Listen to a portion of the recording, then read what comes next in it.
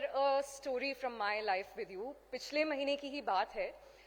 We all forgot mom's birthday, you know, so as a result there was no planning, no gift shopping, no nothing at all. Luckily, हमें 2 दिन पहले याद आया before the big day. पर अब मसला ये था कि पार्टी सप्लाईज और स्पेशल गिफ्ट कहाँ से अरेंज करें. तो हम सब सिबलिंग्स ने दिमाग लगाया कि ऑनलाइन ऑर्डरिंग के ज़माने में भी हम आज ये रिडंडेंट सवाल पूछ रहे हैं. So a quick 1 day express delivery save the day और कयामत आने से बच गई. That was logistics to the rescue. लेकिन सवाल ये उठता है कि ये हुआ कैसे. अब मैं क्या कहूँ इस बारे में, उन्हीं से सुनते हैं जो ऑनलाइन डिलीवरी और लॉजिस्टिक्स को सुनहरा बनाते हैं. Ladies and gentlemen, I now lead you on to our next fireside chat on innovative e-commerce and logistics strategies for SMEs. May I request our speaker, Suraj Shaharan, co-founder at Delhivery, to come up on the dais, accompanied by a loud round of applause, of course. Well, he holds a bachelor's degree in technology from the Indian Institute of Technology, Bombay. And previously, he was with Bain & Company India Private Limited and ICICI Lombard Insurance Company as well. And next is our moderator, Mr. Hirdesh Madan, serial entrepreneur, co-founder, Hitbullseye, which is India's leading test prep portal, largest growing test prep portal as well. May I request sir to come up on the dais. Members, CII, HP State Council, and also mentor at STPI Neuron, Chandigarh. Ladies and gentlemen, please give it up for innovative e-commerce and logistics strategies for SMEs. Over to you, Hirdesh, sir. Thank you, Niharika. In fact, as Niharika said, we very easily use e-commerce and logistics, and we have no idea what goes behind these e-commerce, whether it's Amazon or Flipkart.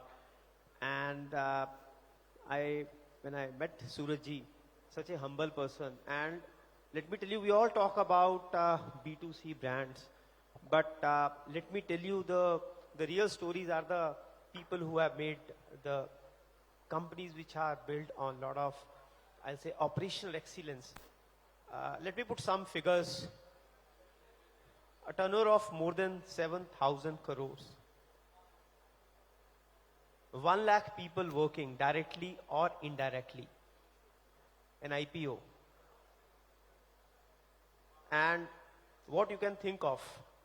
So, warm welcome to Surajji. And as the topic is around SME strategies for e-commerce and logistics. So my first question to you will be is that Chandigarh is a place where we have a lot of SMEs. And so what is there in for SMEs and small businesses when it comes to logistics and e-commerce? So, thank you for having me here. It's a pleasure. See, e-commerce, traditionally when e-commerce started, the concept was that people who came into this space were people specializing in e-commerce. So an Amazon or a Flipkart or a Snapdeal, which did not have an offline presence. And so they started creating master warehouses from where shipments were moving out to consumers, which is what we enabled. We've been enabling all this while.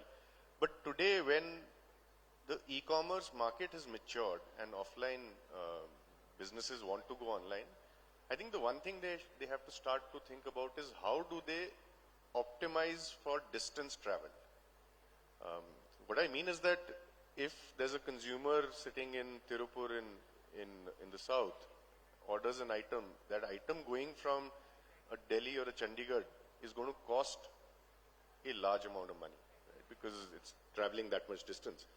However, if they have an offline outlet very close to the consumer and can facilitate movement from that outlet to the consumer, it brings down the cost of logistics massively. That is what we call as omni-channel. It's not e-commerce purely, it is a combination of servicing online orders from your offline stores. And that's the strategy that I think people should adopt. Ultimately, minimize the distance traveled to the consumer. So if you can place your products close to the consumer, if you already have an offline presence closer to the consumer, move the products there so that they can move out to the consumer from there. That's the only thing to keep in mind.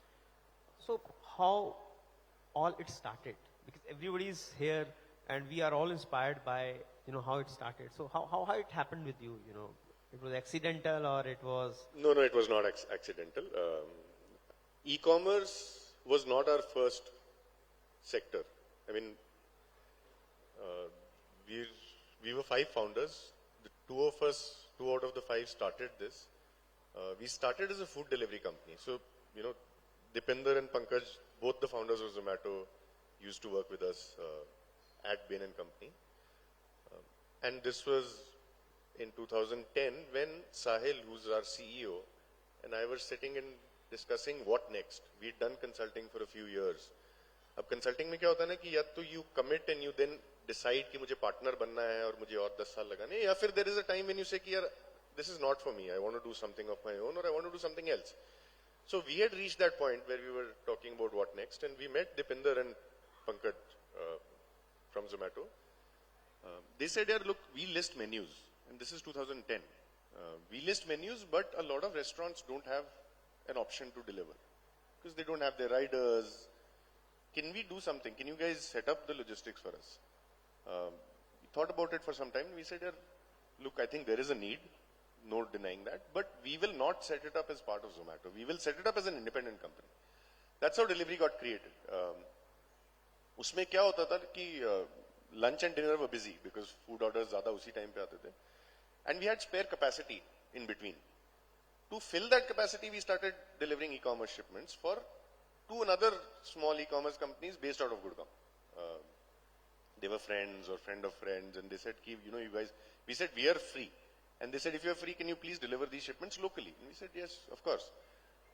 During that experience, we realized that e-commerce, the way investors are betting on this industry, if it has to grow that way, what is needed is a good backend. Now, 2010 में parcel deliver करने हमें आते थे, a DTDC or a first flight or a Blue Dart. They knew how to deliver parcels. We've always sent parcels to our relatives, to our children, parents, but cash नहीं होता था उसमें कहीं पे. There was no COD, right? And that was the big challenge that the industry was facing. They would send out an order, it would get delivered, cash would get collected, but the selling company would get cash back after a month. That working cycle is not a practical one, and so that was the big problem. And he said, look, if we can set up a company that can do reconciliation at a shipment level every single day, we can remit the cash back next day. There is no issue. And so that's how we started.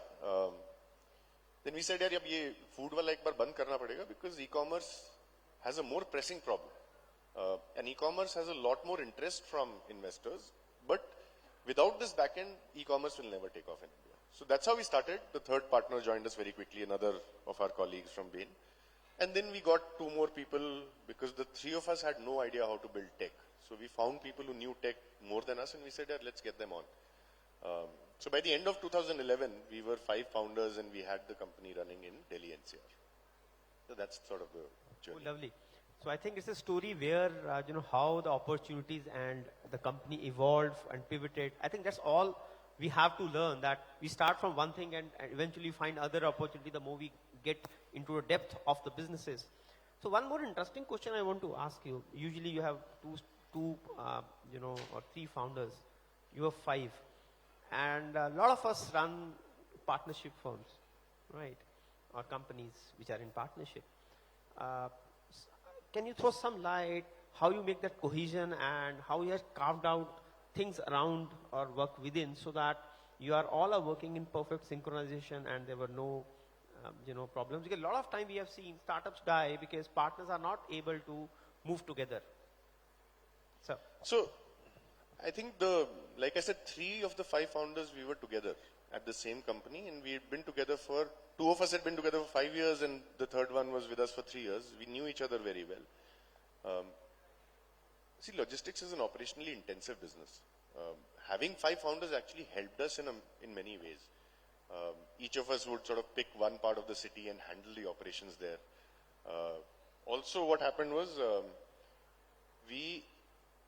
industry logistics is a sector which was traditionally looked down upon. Nobody wanted to join logistics because logistics had a bad reputation. Logistics had zero tech intervention when we started.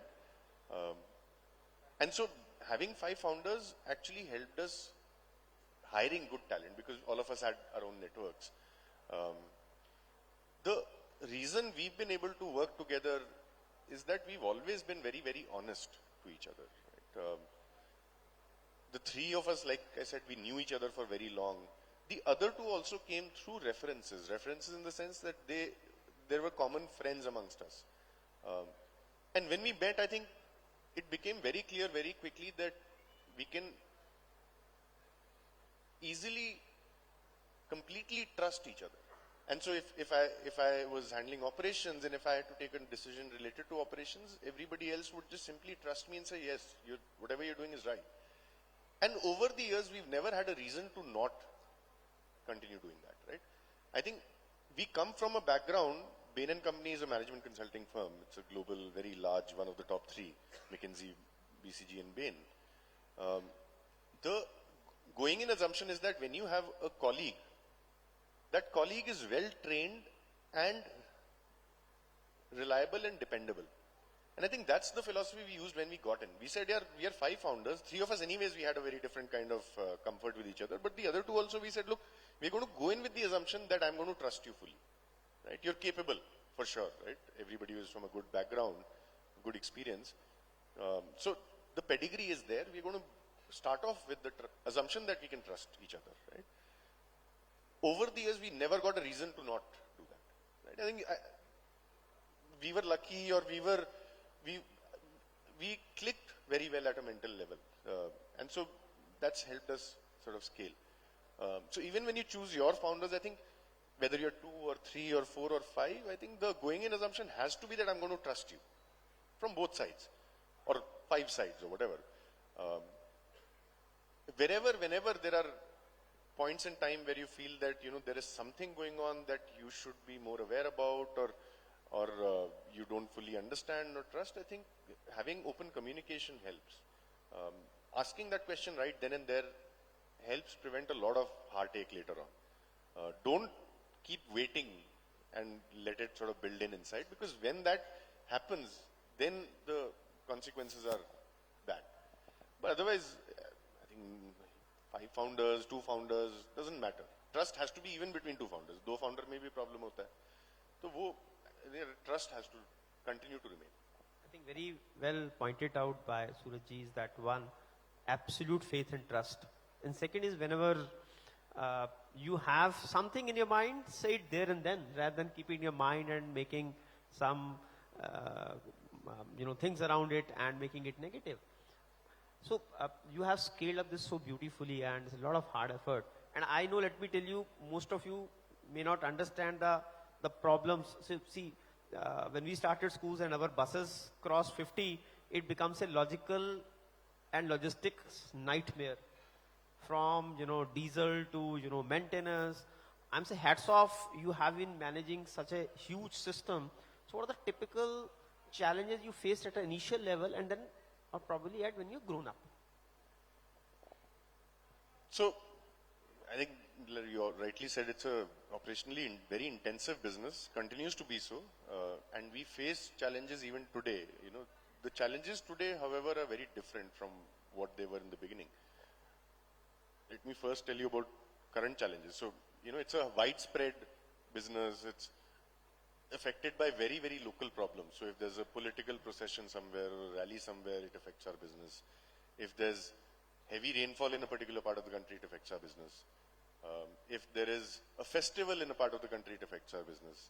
If there is any kind of a riot or a public disturbance, it affects our business. So we continue to have these kind of problems. If there's a accident on the highway, it affects our business because the trucks don't move, right? So we continue to have many, many problems even today.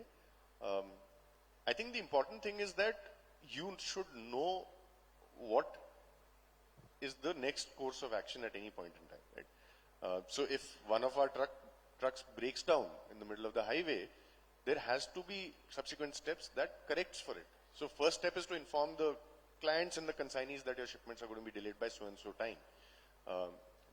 An alternate option has to reach the point, transfer shipments into the other vehicle and move them out. Ultimately, the look, there's a promise you make to your client and to the consumer, right?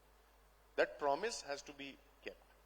If for whatever reasons, now these are things not fully in our control all the time, right? If there's a political rally that has come up suddenly, I can't control it. But what I can control is that I can inform the consignees that this is going to get delayed. By how much time, right? So I think those are important steps in a operationally intensive business. Early challenges for us, like I touched upon earlier as well, was first of all was getting good talent in. An industry which is not looked upon in a very positive light. How do you attract good people to come in and join you in that industry?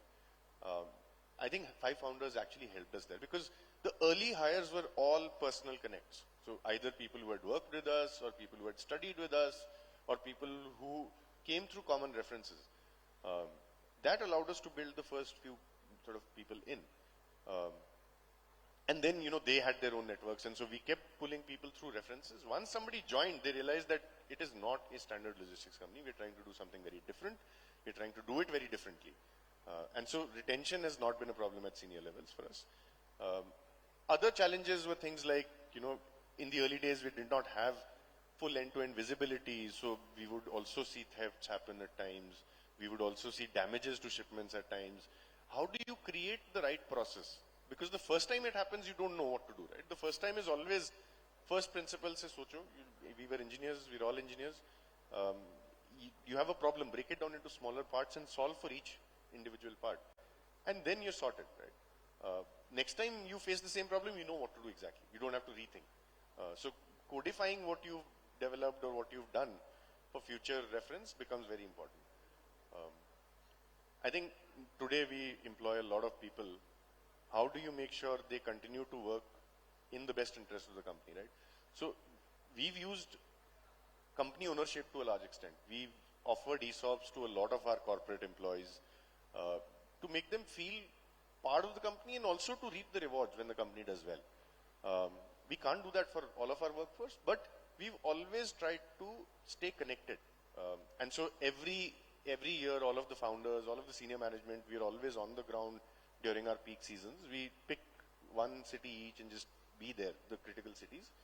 I think that creates a sense of belonging, that creates a sense of one company, even though, we're not meeting them every day, but they feel like there is somebody who comes here every now and then from the senior leadership, spends time with us, works with us. And so creating that culture becomes important. The other thing that we've ensured here is industry, people at the front line, their experience traditionally has been that they've not got paid on time, not got paid the right amounts. That's the one thing from day one we have ensured that we will never miss on. So 7 तारीख को अगर salary मिलनी है तो 7 तारीख को मिलेगी, पूरी मिलेगी. अगर कोई कैलकुलेशन की वजह से प्रॉब्लम है तो उसको रेक्टिफाई भी 2 दिन में किया जाएगा. And I think that created a sense of belongingness to the company. And we've never had to fire mass layoffs, never, because we've hired judiciously. I think in the times of euphoria, you've seen a lot of companies hire crazy and then have had to fire. We've never had to do that. So, थोड़ा सा पहले सोच लोगे ना तो बहुत सारे challenges कम हो जाते हैं. Don't just go out and do something in the moment and then say कि बाद में देखा जाएगा. I think a little bit of thinking upfront helps. That's it. I think, see, managing 1 lakh people directly and indirectly, I think the way you give examples, you have set the culture, maybe the right time, payments happening and sense of belongingness, that's amazing, truly amazing. So we all, when a lot of us are funded, we are seeking funding, and, ultimate goal for most of the people is that you reach up to the IPO stage.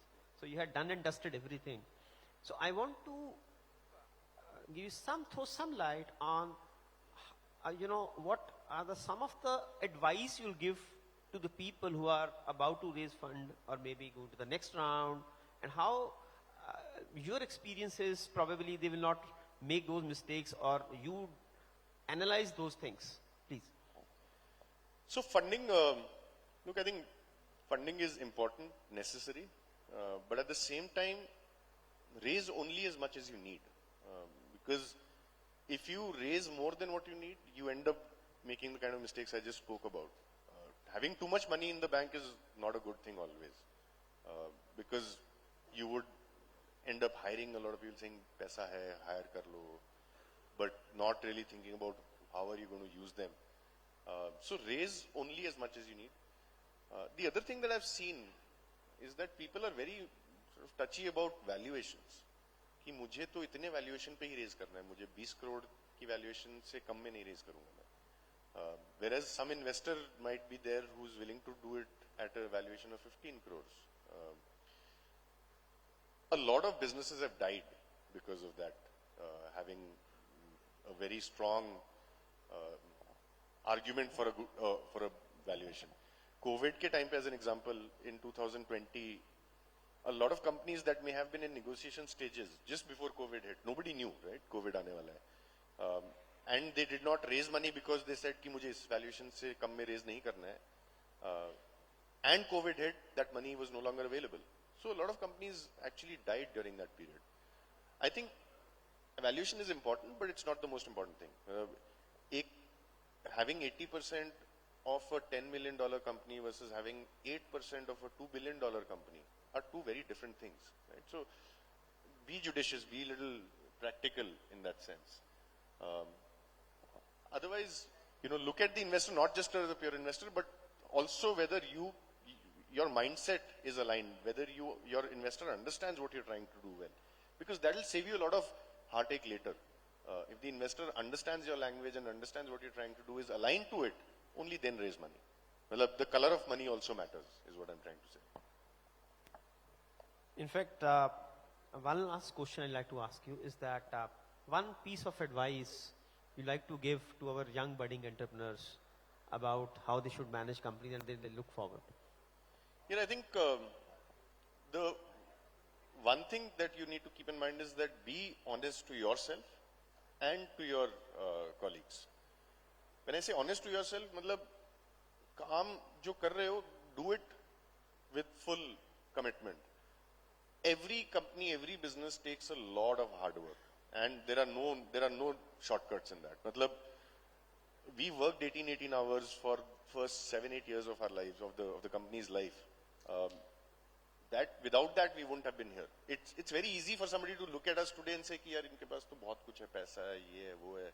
But it doesn't get built overnight. You really have to do the hard work, and there are no shortcuts, no alternatives. So that is the one thing I would like to say. Ki be honest to yourself when work is needed. Do it. Do it honestly. Do it with full commitment. Only then will you succeed. Thank you very much, Suraj, for coming here on behalf of TIE. I'd like to thank you very much and sharing your valuable insight with the ecosystem of Chandigarh. Thank you. Thank you.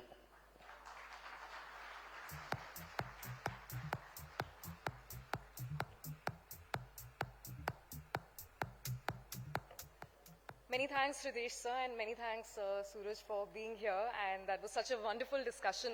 In fact, I'm reminded of a saying that goes like this: the one who leads the orchestra must turn his back on the crowd in terms of commitment, in terms of whatever they must do, and commit to it fully. Thank you so much once more. And may I call upon our Vice President of TIE Chandigarh, Mr. Harit Mohan, to present a token of gratitude to our speaker and moderator. आप इससे तेज भी